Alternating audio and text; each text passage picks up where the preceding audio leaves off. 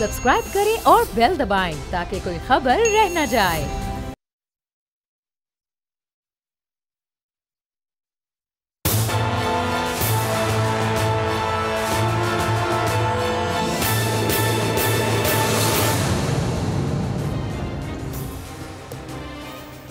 अस्सलाम वालेकुम दोस्तों, साथियों, मैं हूं आपका मेज़बान समी इब्राहिम और आप देख रहे हैं प्रोग्राम तज्ज़िया।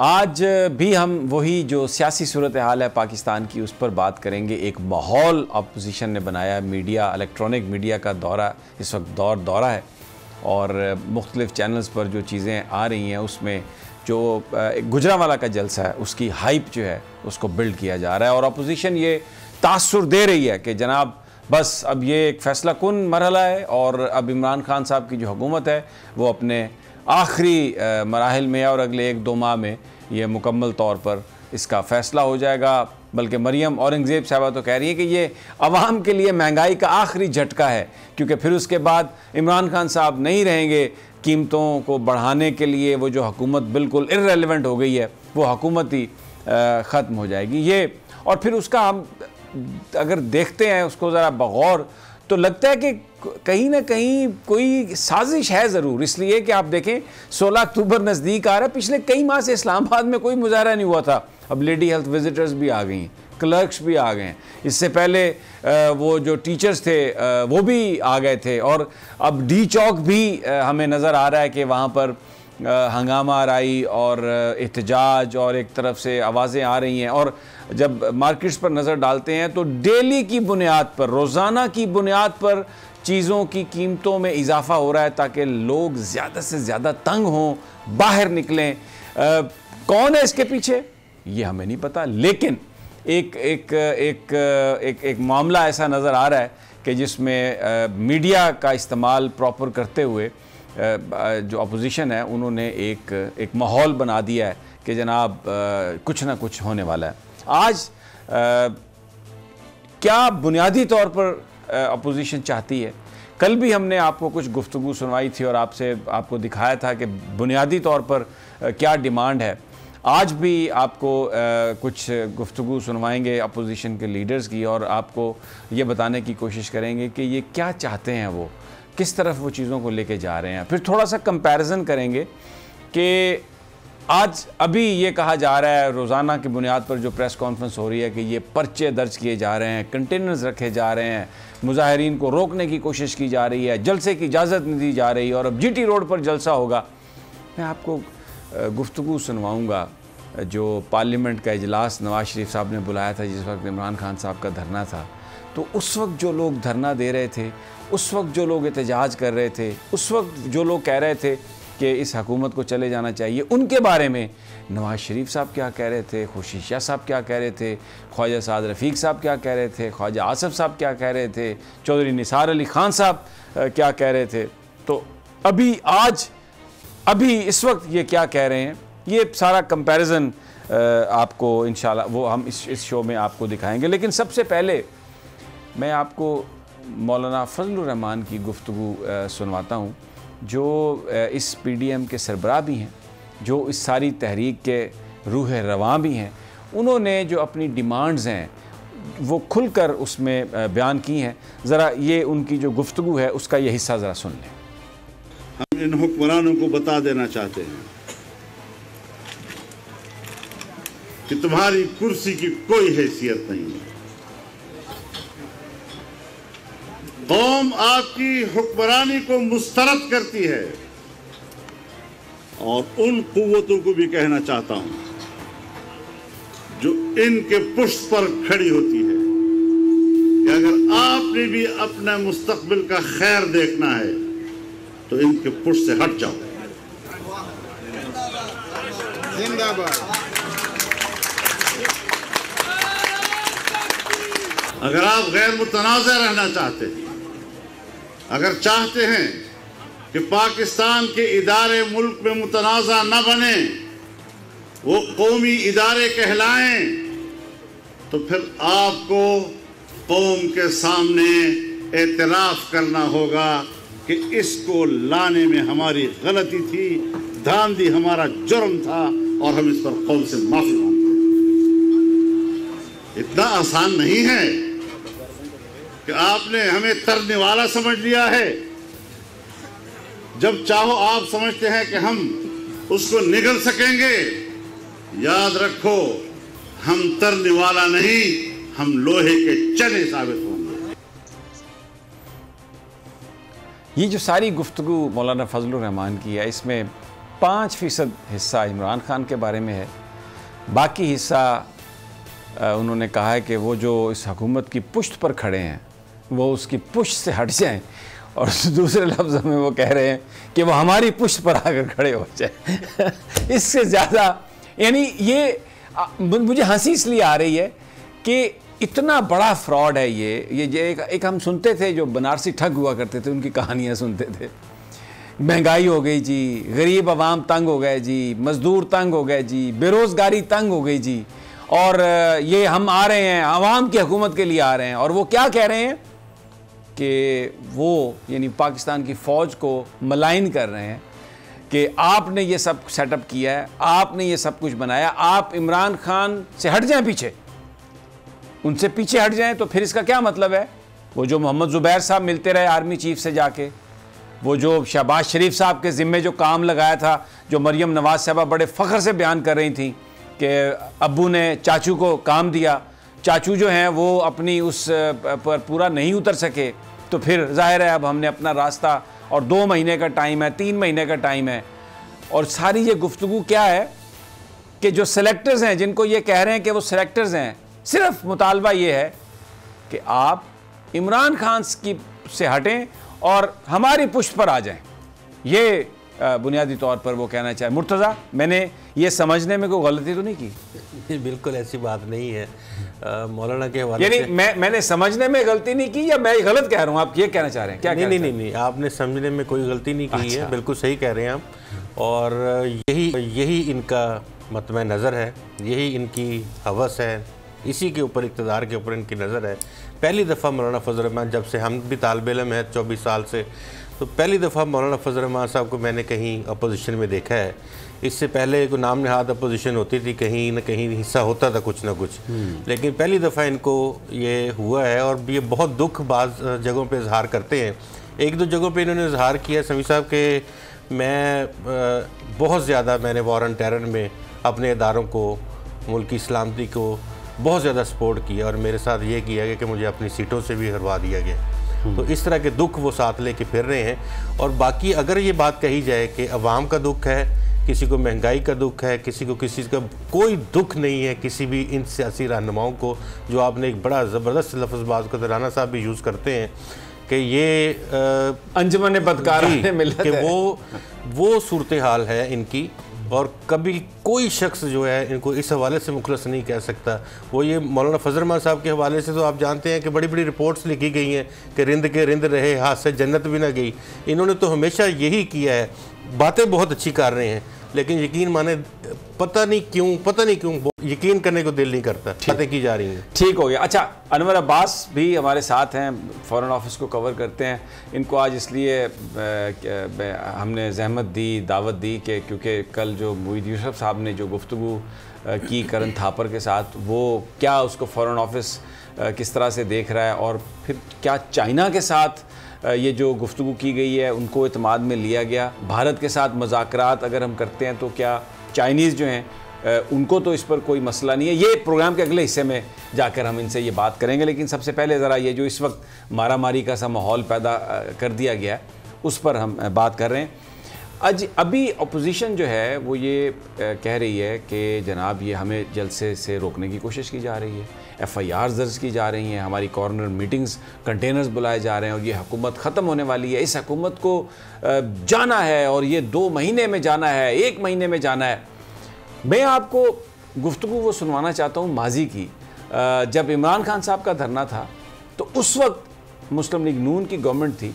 मुस्लिम लीग नून की क़यादत उस वक्त इन एहतजाज करने वालों के बारे में क्या गुफ्तगू कर रही थी, इनके किन अलकाबात से इनको नवाजा जा रहा था, इनके बारे में क्या कहा जा रहा था, वो मैं आपको सारी आज गुफ्तगू सुनाता हूँ। सबसे पहले मैं आपको जनाब एहसन इकबाल साहब, वो जो एहतजाज करने वाले लोग थे तहरीक इंसाफ के, उनके बारे में वो क्या फरमा रहे थे उस वक्त, ज़रा सुन लीजिए। वो कैसे आप इजाज़त दे सकते हैं इन जत्थों को कि आए और ये इस्लामाबाद पर कब्ज़ा कर ले। और अभी ये आज कहा जा रहा है कि ये तहरीक का आगाज़ है गुजरांवाला से और उसके बाद इसकी आखिरी मंजिल जो है वो इस्लामाबाद है। लेकिन अब जो आज के ये जत्थे जो हैं ये कोई इंतहा पसंदी के जत्थे नहीं है, हालांकि इन जत्थों की सरबराही जो है वो मौलाना फजलुर रहमान के पास है। और उस वक्त तहरीक इंसाफ की जो क़यादत थी इमरान खान, वो एक लिबरल क़यादत, पूरी दुनिया इस बात को मानती है। चौधरी निसार अली खान साहब मुस्लिम लीग नून के स्टालवर्ड से और मुस्लिम लीग नून की ज़बान बोल रहे थे, बड़े समझदार वो नून लीग के लीडर थे। वो क्या फरमा रहे थे कि ये एहतजाज नहीं, ये पाकिस्तान से बगावत है। सुनिए ज़रा। एहतजाज है, न धरना है, न सियासी इज्तिमा है, ये पाकिस्तान के खिलाफ बगावत है। कौमी असम्बली का इजलास बुला लिया गया था, वहाँ पर तकारीर होती रहीं और ये कहा गया कि ये पार्लिमान पर हमला है और इस हमले को हम रोकेंगे।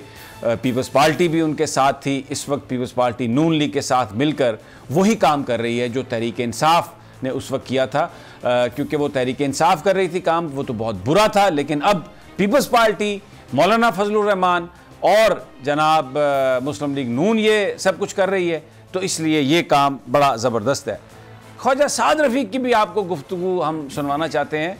वो भी आजकल बहुत ज़्यादा बड़े एक्टिव हैं और बड़ी गुफ्तगू फरमा रहे हैं। सुनिए उन्होंने क्या फरमाया था। डंडे सोटे और ये हुकूमतें अगर इस तरह गिरानी है, और इमरान खान साहब आप तो अरबों का नुकसान कर रहे हैं, ये मुस्लिम लीग नून की सोच थी। इस तरह जो मुस्लिम लीग नून अपने जो मुखालिफिन थे, और उनकी डिमांड उस वक्त क्या थी, उनकी डिमांड ये थी कि आप इलेक्शन में जो धांधली हुई है, जो 4 हलके हैं, सिर्फ 4 हलकों को खोल दें आप और तहकीकात करवा लें। वो उस वक्त डिमांड ये नहीं कर रहे थे कि नवाज शरीफ साहब आप इस्तीफ़ा दें। तहरीक इंसाफ के जो धरने थे, जिसमें बात तारुल कादरी साहब इस बात का डिमांड कर रहे थे कि जो मॉडल टाउन किलिंग हुई है उसकी इन्वेस्टिगेशन हो, और इमरान खान साहब ये कह रहे थे कि इलेक्शन में धांधली हुई है, आप सिर्फ 4 हलकों को खोल दें और उनकी आप उसकी इन्वेस्टिगेशन हो जाए, तो उसके बाद फैसला किया जाएगा कि आगे क्या होना है। कोई सबसे पहली डिमांड ये नहीं थी कि जनाब नवाज शरीफ साहब आप घर जाएं, आप इस्तीफ़ा दें और हम आपकी हुकूमत को गिराने आ रहे हैं। डिमांड थी कि इलेक्शन जो है उसकी तहकीकात होनी चाहिए और उसके लिए सिर्फ 4 हलके खोल दिए जाएं। ये इनिशियल डिमांड थी इमरान खान साहब की। लेकिन ये क्या कह रहे हैं कि डंडे सोटे आप लेके आए, क्योंकि नून लीग ने इनकार कर दिया था। उन्होंने कहा जी नहीं, हमने तो कोई इस पर बात ही नहीं करनी। अब जनाब मैं आपको खुर्शीद शाह साहब, पाकिस्तान पीपल्स पार्टी के और लीडर ऑफ द अपोजिशन, वो क्या फरमाया, उन्होंने क्या गुफ्तगू की, ज़रा उनकी गुफ्तगू सुन लें। पार्लियामेंट हाउस के सामने जो एहतजाज था उसको खुर्शीद शाह साहब ये कह रहे हैं कि ये पार्लियामेंट को ख़त्म करने के लिए यहाँ पे आए हैं और हम देखते हैं कि कौन पार्लियामेंट को ख़त्म करता है। हुकूमत अगर झुक भी जाएगी तो फिर भी हम इसका दिफा करेंगे और हम बिल्कुल इसकी इजाज़त, कतई तौर पे इजाज़त नहीं देंगे। एक और गुफ्तगू भी है मौलाना फजलुर रहमान की, वो भी यही फरमा रहे थे कि हुकूमत की ज़िम्मेदारी है कि इस्लामाबाद को इन जत्थों से पाक करे। मैं अभी क्योंकि वक्त हमारे पास को बहुत ज़्यादा नहीं है। अच्छा, अब ये तो सिर्फ गुफ्तगू की हद तक नहीं था। ये जो तकारीर मैंने आपको सुनवाई, पार्लियामेंट का इजलास बुलवा लिया गया था जिसमें बुरा भला कहा गया बहुत ज़्यादा तहरीक इंसाफ को, और भी पता नहीं क्या कुछ मुशाहिदुल्लाह खान साहब ने, और अगर मैं वो तकरीरें आपको सुनवाना शुरू करूं तो ये पूरा प्रोग्राम ही गुजर जाएगा। इसमें पता नहीं क्या कुछ कहा। और सड़कों पर जो पीटीआई के लोगों के साथ जो हुआ, मैं आपको एक फुटेज अभी दिखाता हूं। बनी गाला की तरफ जो सड़क जा रही थी, लोग ये पार्लियामेंट की तरफ नहीं जा रहे थे, ये बनी गाला इमरान खान साहब की रेजिडेंस की तरफ जा रहे थे कि वहां से इन्होंने एक तरीका इख्तियार किया गया उस वक्त। ये सिर्फ तकारीर नहीं थी, बाकायदा, ये नहीं जिस तरीके से मारा पीटा गया। फिर आपको मैं बुरहान इंटरचेंज पे जो परवेज़ खटक साहब आ रहे थे, केपीके से, वज़ीर आला थे केपीके के, जो तहरीक इंसाफ का जो एक कारकुनों को एक जुलूस की सूरत में वो इस्लामाबाद की तरफ आने की कोशिश कर रहे थे। ये जो आज जमहूरियत के चैम्पियन बने हुए हैं, ये जो आज बात करते हैं अवाम के हकूक़ की, इन्होंने तहरीक इंसाफ के वर्कर्स को, और उस वक्त क्योंकि खल्क़े खुदा की आवाज़ ही ये थी कि नवाज शरीफ साहब से जान छूट जाए, तो जो इन्होंने उस वक्त जो यानी इतना एक पाकिस्तान की तारीख में इस तरह का कर्फ्यू नहीं लगा, पाकिस्तान की तारीख में इस तरह का वो नहीं किया था उन्होंने एडमिनिस्ट्रेशन का इस्तेमाल के गलियां, मोहल्ले, शहर, हर जगह पर पुलिस लगा दी गई थी, कंटेनर्स लगा दिए गए थे, सड़कें बंद कर दी गई थी, कोई कहीं नहीं जा सकता था, किसी तरफ पर भी नहीं मार सकता था।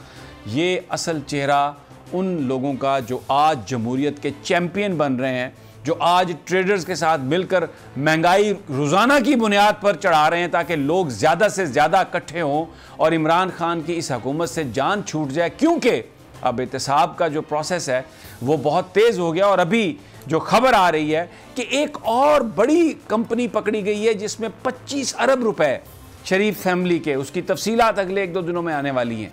यानी इतना अरब तो कोई बात ही नहीं है। यानी ये मैं वो अरबियों की बात नहीं कर रहा, अरबी बाशिंदों की बात नहीं कर रहा, ये मैं बिलियंस की बात कर रहा हूँ। अरब रुपए, 100 करोड़ से 1 अरब बनता है। ये मैं उस रकम की बात कर रहा हूँ जो शरीफ ख़ानदान की एक और कंपनी से जो डिस्कवर हुई है, जिसकी तफसीलात आपको अगले 2-4 दिनों में मिल जाएंगी। अनवर अब्बास, ये क्या है फिर ये सब कुछ? अब ये फिर अवाम के लिए हो रहा है सब कुछ? मेरे ख्याल में तो ज़्यादातर ज़ाती मफादात पे जोर देखा जाता है, चाहे माजी की हुकूमतें हों चाहे मौजूदा।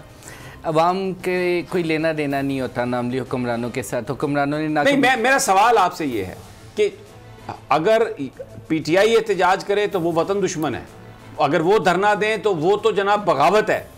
लेकिन अगर मुस्लिम लीग नून, पाकिस्तान पीपल्स पार्टी, अभी इस हुकूमत को आए 2 साल हुए हैं, 2.25 साल हुए हैं, 5 साल का मैंडेट है, इस पर ये मुझे बताइए कि ये सब क्या। लेकिन इससे पहले मैं राना सनाउल्लाह का कमेंट आपको सुनवाना चाहता हूं। जो सनाउल्लाह साहब जो बात फरमा रहे हैं, सुनिए जरा क्या कह रहे हैं हमारे दोस्त जनाब अनवर अब्बास साहब। फिर ये अवाम का जो सैलाब है ये इस्लामाबाद का रुख करेगा। ये कठपुतली हुकूमत है जो, यानी उन्हीं इलेक्शंस के नतीजे में इमरान खान साहब जीते और वज़ीर-ए-आज़म बने, जिस इलेक्शन में मुस्लिम लीग नवाज़ को 80-84 नशिस्तें हासिल हुई, जिस इलेक्शन के नतीजे में पाकिस्तान पीपल्स पार्टी की गवर्नमेंट सिंध में बनी।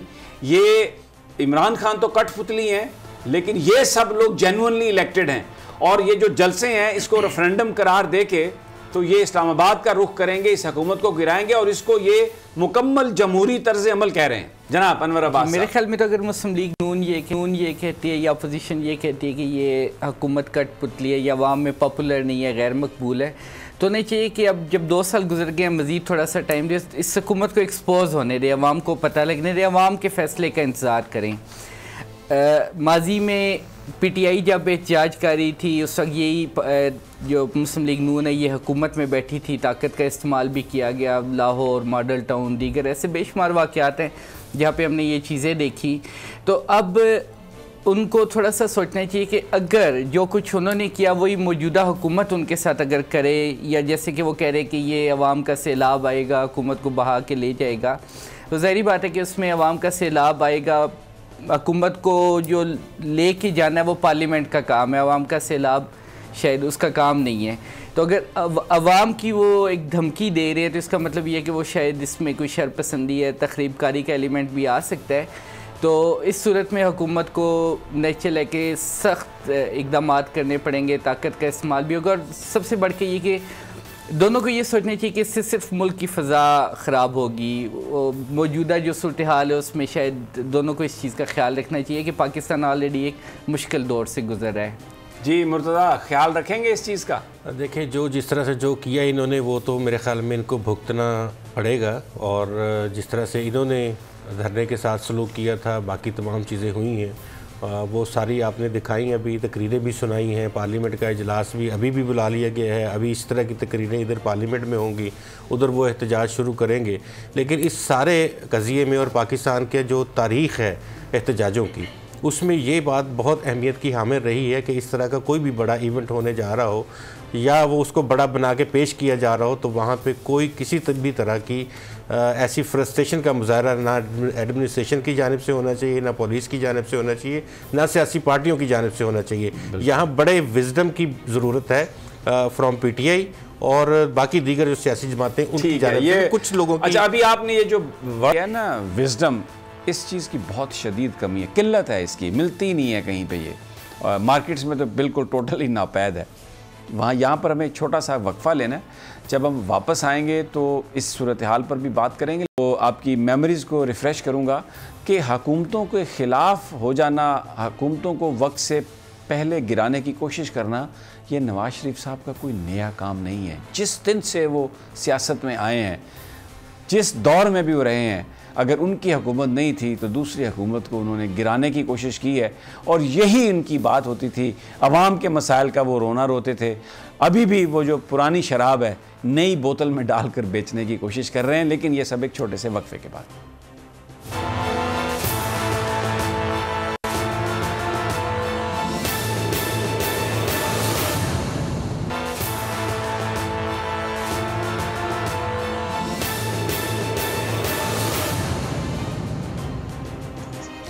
Welcome back. 16 अक्टूबर का जलसा अपोजिशन का, उस पर बात हो रही है। नून लीग ने बहुत तेज़ी दिखाई है। हुकूमती लोग तो ये कह रहे हैं कि ये सारी तेज़ी इसलिए है कि अब वो जो 120 एहतसाब की अदालतें हैं वो बिल्कुल अपने आखिरी मराहल में है उनकी जो तश्कील थी, और उसके बाद ये केसेस का फ़ैसला बहुत जल्द होगा। और दूसरा जो एसेट रिकवरी यूनिट है उसने जिस तरीके से काम किया है, बहुत सारी जायदादों का पता लगा लिया है, बहुत सारे और बिजनेसेस का पता लगा लिया है जो शरीफ फैमिली के थे और जिसके बारे में कोई भी रिपोर्ट नहीं है, ना इलेक्शन कमीशन में ये बताया गया है, किसी को भी इनके बिजनेसेस के बारे में पता नहीं था। और ये जो अमाउंट है ये अरबों में है। इससे बचने के लिए ये सब कुछ किया जा रहा है। और नवाज़ शरीफ साहब की ये ख्वाहिश है कि जल्द अज जल्द अगर इमरान खान साहब की हुकूमत से छुटकारा मिल जाए और पाकिस्तान की एस्टेब्लिशमेंट के सामने कोई इस तरह का अवामी रद्द-ए-अमल दिखाया जाए कि जिस पे उनको मुतनाज़ बनाने की कोशिश की जाए, तो शायद एस्टेब्लिशमेंट जो है वो इस बात से घबरा कर, क्योंकि इस वक्त जो बैनुल-अक़वामी सूरत हाल है, जो ख़ित्ते की सूरत हाल है, जिस तरीके से भारत ने चढ़ाई कर रखी है, जिस तरीके से अमेरिका पाकिस्तान के बारे में बात कर रहा है, तो नवाज़ शरीफ साहब और उनके साथियों का ख्याल है कि इन हालात में अगर पाकिस्तान के अंदर एक स्ट्रॉन्ग रेजिस्टेंस और स्ट्रॉन्ग मसल हम दिखाएं तो पाकिस्तान की एस्टेब्लिशमेंट को मजबूर कर सकते हैं। और ये कराने में उनको इस चीज़ की तरगीब देने में बताया जा रहा है कि बहुत सारे जो गैर मुल्की दोस्त हैं नवाज़ शरीफ साहब के, उनका भी इसमें हिस्सा है। मैं बड़ी एहतियात से ये बात कर रहा हूँ। ब्रादर मुल्क हैं, हमारे दोस्त मुल्क हैं, माजी में नवाज़ शरीफ साहब के लिए बहुत कुछ करते रहे हैं। अब मैं नाम नहीं लूँगा किसी का, लेकिन अनवर अब्बास अगर नाम लेना चाहें तो वो उनकी अपनी सवाबदीद है। लेकिन ये पहलू जो पाकिस्तान में मामलात को समझने वाले लोग हैं वो ये कहते हैं कि ये बड़ा इम्पॉर्टेंट पहलू है कि नवाज़ शरीफ साहब को ये जो स्ट्रेंथ मिली है पाकिस्तान के अंदर, पाकिस्तान की एस्टेब्लिशमेंट को ललकारने की, ये बुनियादी तौर पर इसका जो सरचश्मा है इस ताकत का, वो उनके बैरूनी दोस्त हैं। अनवर अब्बास जी बिल्कुल, इस तरह की मुबैना इतलात मौजूद हैं कि कुछ ऐसे पाकिस्तान के दोस्त ममालिक हैं जो कि मौजूदा हुकूमत से ज़्यादा खुश नहीं हैं और वो ये कोशिश करें कि नवाज़ शरीफ के ज़रिए मौजूदा हुकूमत को टॉपल किया जाए और एक दफ़ा फिर नवाज़ शरीफ को लाया जाए, क्योंकि नवाज़ शरीफ के वहाँ पे बिज़नेस इंटरेस्ट भी रहे उन ममालिक में, माजी में दोस्ताना ताल्लुकात भी रहे और काफ़ी एक आउट ऑफ द बॉक्स इनका एक रिलेशनशिप लेवल था इन ममालिक में।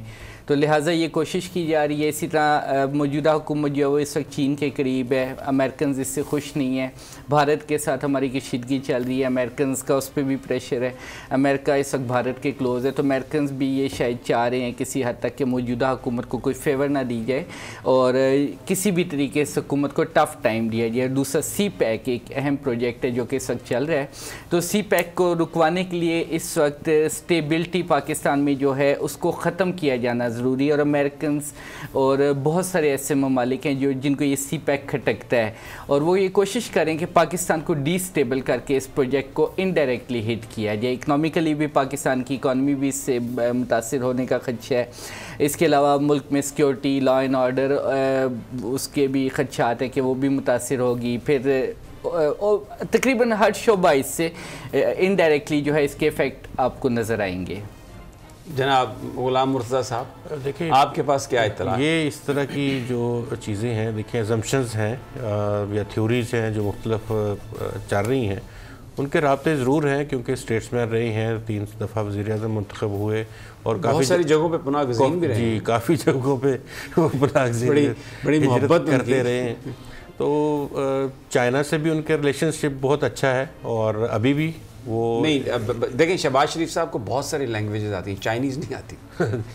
जर्मन बोलते हैं, अरबी बहुत ज़्यादा बोलते हैं जी, लेकिन चाइनीज़ नहीं आती उनको। लेकिन चाइनीज़ के साथ भी उनके, मेरी जो इन्फॉर्मेशन है उसके मुताबिक उनके साथ चाइना के ताल्लुकात बहुत अच्छे हैं और गुज़श्ता दिनों में चाइना की जो गपशप है वो भी ज़िम्मेदारान की इनके साथ हुई थी और यहाँ से सुबकदोश होने वाले जो सफ़ीर थे बाओ जंग, वो शहबाज शरीफ साहब से मुलाकातें करते रहे हैं। वो तो उनका नाम नवाज शरीफ साहब से मिलता है ना, बाऊजी जी, नवाज शरीफ साहब बाऊजी और वो बाऊजंग तो शायद इसलिए मिले हैं। इंटरनेशनल फैक्टर्स आप जानते हैं बहुत अच्छी तरह से कि कुछ ना कुछ इन्वॉल्वमेंट्स इंटरनेशनल फैक्टर्स की भी होती हैं, लेकिन अमेरिका इस स्टेज पे जब वो दिसंबर से पहले, अपने इलेक्शन से पहले बल्कि वो वाइंड अप करना चाहता है अफ़गानिस्तान में, और ट्रंप साहब अपने इस बात को साथ लेके कैंपेन में जाना चाह रहे हैं कि हम अफ़गानिस्तान में वाइंड अप कर चुके हैं, तो ऐसी स्टेज में पाकिस्तान जिस तरह की रियासत है और जिस तरह की जोग्राफी सूरत हाल है और तस्वीराती हमारे रिलेशंस हैं,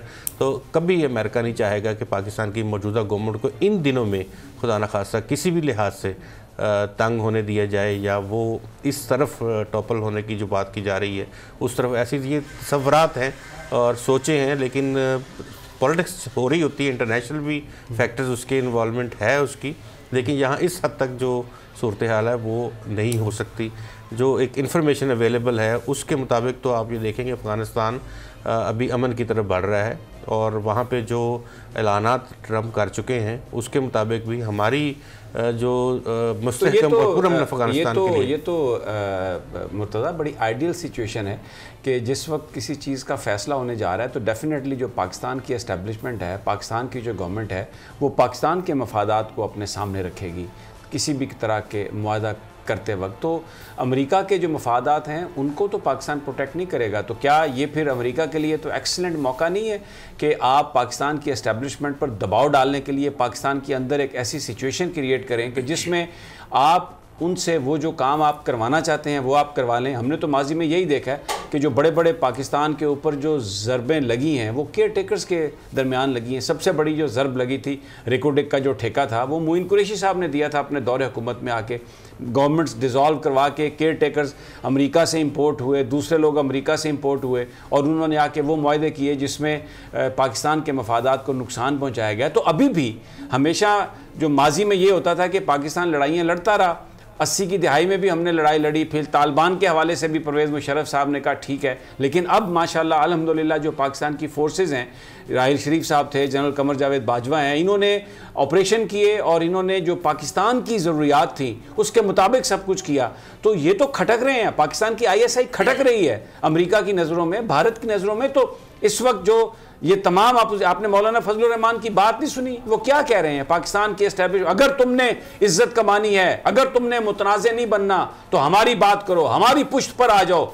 मतलब ये वो जो गुफ्तगू है, तो ये वही मौलाना फजलुर रहमान है जो मकबूजा कश्मीर की सूरत हाल को फाटा से इक्वेट करते हैं।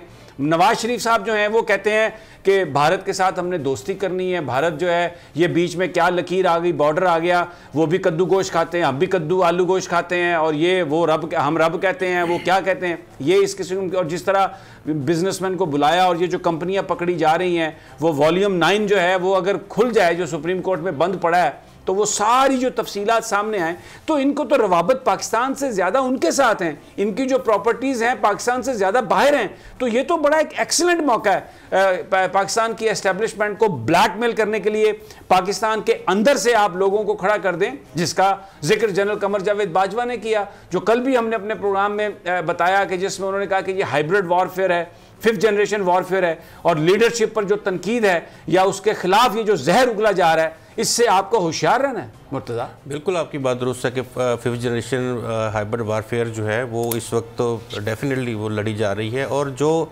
इंडिया के हवाले से है ये इतना बदतरीन भयानक दुश्मन है, और इस तरह की ओछे हथकंडे, इससे बहुत गिरे हुए, इससे भी ज़्यादा गिरे हुए हथकंडे जो हैं वो इस्तेमाल पहले भी करता रहा है, और इस वक्त भी हम ये कह सकते हैं, और कोई ऐन मुमकिन है कि उनका किसी न किसी जगह पे किसी न किसी हवाले से इस तरह की कोई सूरत हाल जो है वो चल रही हो।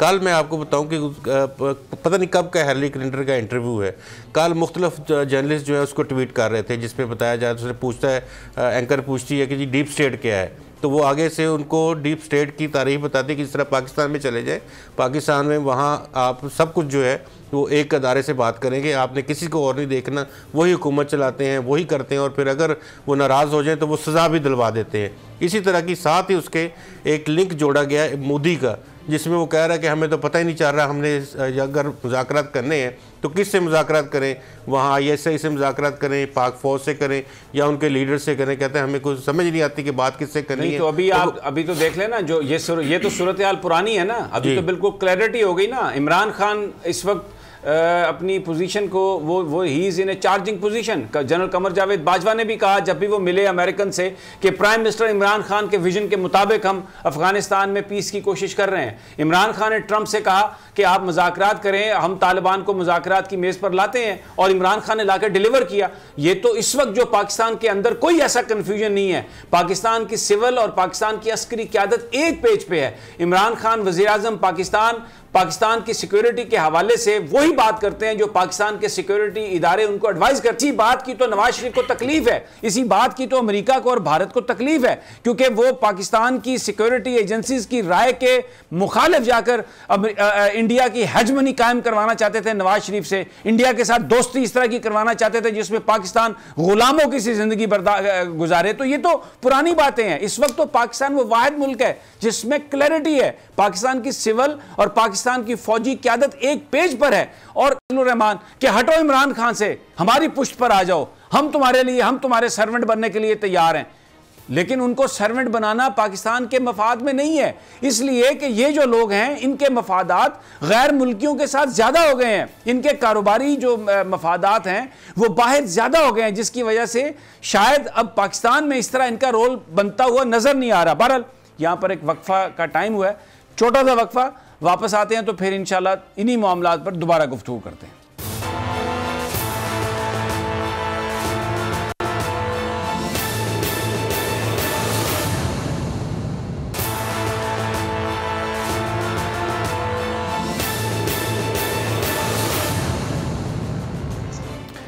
वेलकम बैक नाजरीन। पाकिस्तान की सियासी सूरत हाल और नवाज़ शरीफ साहब का जो सियासी सफ़र है उस पर हम बात कर रहे हैं। ये कोई नई बात नहीं कि जब नवाज़ शरीफ साहब की हुकूमत जब वो हुकूमत में नहीं होते तो उस हुकूमत के ख़िलाफ़ वो तहरीक चलाते हैं और उसको कहते हैं कि ये पाकिस्तान के लिए एक बहुत बड़ा ख़तरा है। ये जब वो पंजाब के वज़ीर आला थे और मोहतरमा बेनज़ीर भुट्टो पहली दफ़ा वज़ीर आज़म बनी थी तो तब भी वो तहरीक अदम एतमाद लेके आए और मोहतरमा बेनज़ीर को हटाने की कोशिश की। फिर साजिश हुई और वो मिले उस वक्त ग़ुलाम इसहाक़ खां के साथ मिलकर हुकूमत को बरतरफ़ किया गया, वो वज़ीर आज़म बने। फिर जब वो रुखसत हुए दूसरी दफ़ा उनको रुखसत किया गया और मोहतरमा बेनज़ीर भुट्टो दोबारा बनी तो भी उन्होंने लॉन्ग मार्च किया, उन्होंने तहरीक चलाई, फ़ारूक लगारी को अपने साथ मिलाया और मोहतरमा बेनज़ीर भुट्टो की हुकूमत को उन्होंने गिराया और उसके बाद फिर वो वज़ीर आज़म दोबारा बने। और जब परवेज़ मुशर्रफ साहब ने उनको रुखसत किया, वो चले गए, नवाज़ शरीफ साहब बाहर चले गए, तो वो टाइम था क्योंकि वो पाकिस्तान में नहीं थे, आ नहीं सकते थे, तो इसलिए बड़ी खामोशी से वो बाहर रहे।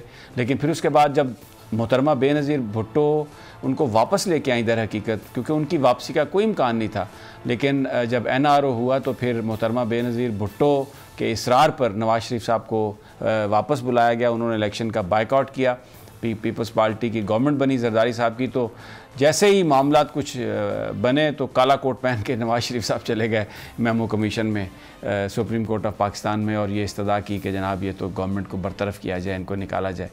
तो जो माजी में जब भी नवाज़ शरीफ साहब की गवर्नमेंट नहीं होती थी तो वो जो हुकूमत वक्त थी उसको गिराने की कोशिश करते थे। और उनका बिल्कुल अगर आप बयानात उठा के देख लें तो यही उनके बयानात हमेशा कि अवाम के बड़े मसाइल हैं, अवाम का कुछ नहीं हुआ, और मैं नवाज़ शरीफ दूध की नहरें बहा दूँगा और पता नहीं शहद के तालाब बना दूँगा और क्या कुछ कर दूँगा, और पाकिस्तान को जो मैंने दिया है कोई नहीं दे सकता। पता नहीं कौन से पाकिस्तान को उन्होंने दिया है, क्या दिया है। बहरहाल उनका नारा हमेशा यही होता है। तो ये जो इसलिए अभी भी इस हुकूमत को गिराने के लिए अगर वो कोई एहतजाज कर रहे हैं और कोई इत्तेहाद बना रहे हैं तो ये कोई अचंभे की बात नहीं है, माजी में भी वो यही करते रहे।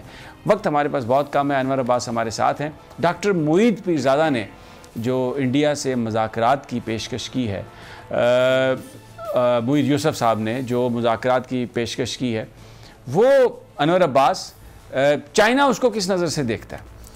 जी बिल्कुल, सबसे पहले तो ये कि अगर हम इसका कंपैरिजन करें, सबका हुकूमत के दौर में भी ये कहा जाता था कि हम भारत के साथ मुज़ाकरात चाहते हैं, बशर्ते कि मुज़ाकरात नताइज अफ़ज़ा हों, नताइज अफ़ज़ा मुज़ाकरात चाहिए।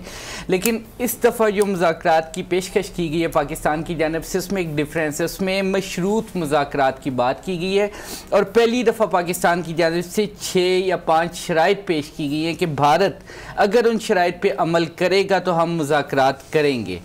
भारत को वो शराइत पूरी करनी होंगी जिसके बाद रिज़ल्ट ओरिएंटेड टॉक्स जो है उनका आगाज़ किया जा सकता है। पाकिस्तान की जानिब से कहा गया कि पॉलिटिकल प्रिजनर्स को रिहा किया जाए कश्मीर में, कश्मीर के मिलिट्री सीज को ख़त्म किया जाए, टेररिज्म पाकिस्तान के ख़िलाफ़ इसका ख़ात्मा किया जाए, रोका जाए, HR वायलेशन जो हो रही है, ह्यूमन राइट वायलेशन कश्मीर में, उनको ख़त्म किया जाए और आबादी में तनासब का जो कानून है जो भारत ने नाफिज किया उसको फौरी तौर पर वापस लिया जाए। ये 5 ऐसी शराइत हैं जिसके बाद मुज़ाकरात मुमकिन होंगे और ये 5 शराइत वो है जो कि गुज़िश्ता दिनों चीन की जो फ़ॉरेन ऑफिस या दफ्तर खारजा के स्पोक्समैन है लियो जियान, उन्होंने अपनी ब्रीफिंग में चाइना और इंडिया के मुज़ाकरात के हवाले से भी की। चाइना ने भी जो शराइत रखी है वो यही शराइत है जो कि पाकिस्तान की जानिब से पेश की गई है कि इन शराइत पर अमल दरामद करने के बाद मुज़ाकरात होंगे।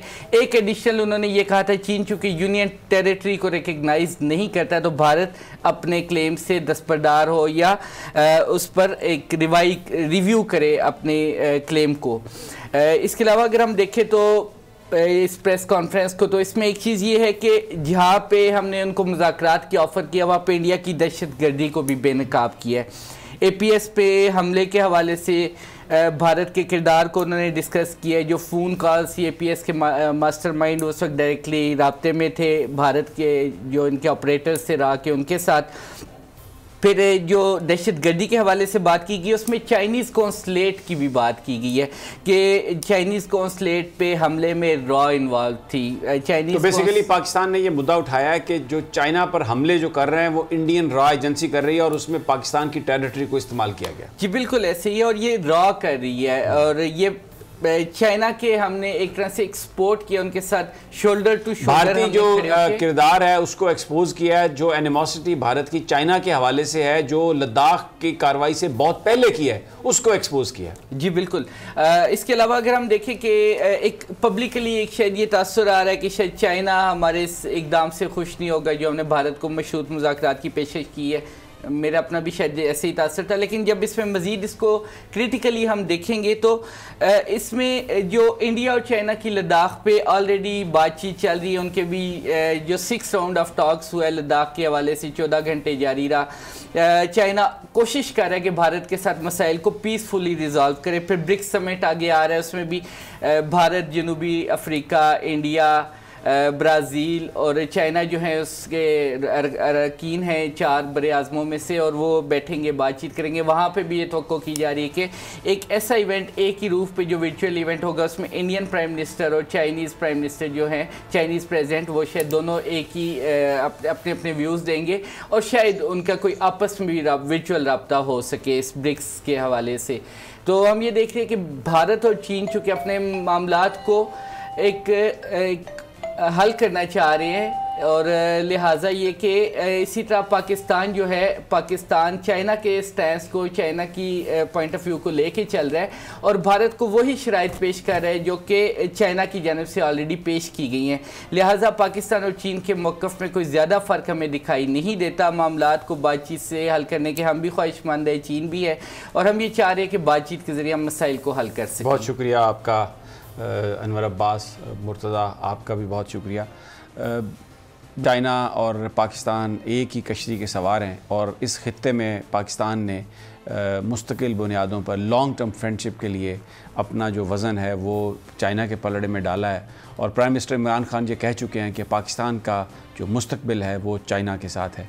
अपोजिशन जो पाकिस्तान में एहतजाज कर रही है और जिसको वो कह रहे हैं कि ये गुजरांवाला एक टर्निंग पॉइंट होगा और ये बिगिनिंग होगी उस एहतजाज की जो बिलाखिर इमरान खान की हुकूमत को इक़्तिदार से अलहदा कर देगा, उसके जवाब में इमरान खान ने ये कहा है कि ये पहले ही मैंने कह दिया था, ये सारे चोर हैं और जब मैं इनकी चोरी को पकड़ूंगा तो ये सारे इकट्ठे हो जाएंगे, लेकिन मैं ना किसी से घबराने वाला हूँ, ना झुकने वाला हूँ।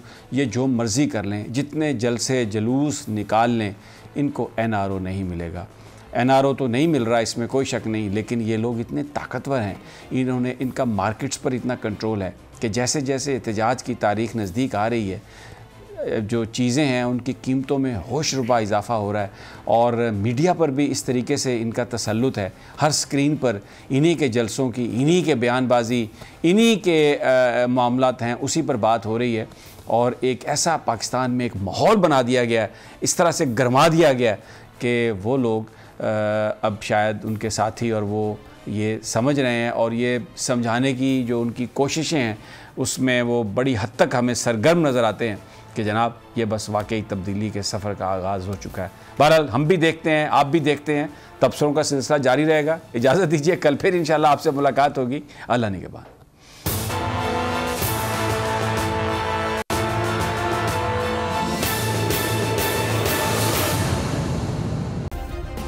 सब्सक्राइब करें और बेल दबाएं ताकि कोई खबर रह न जाए।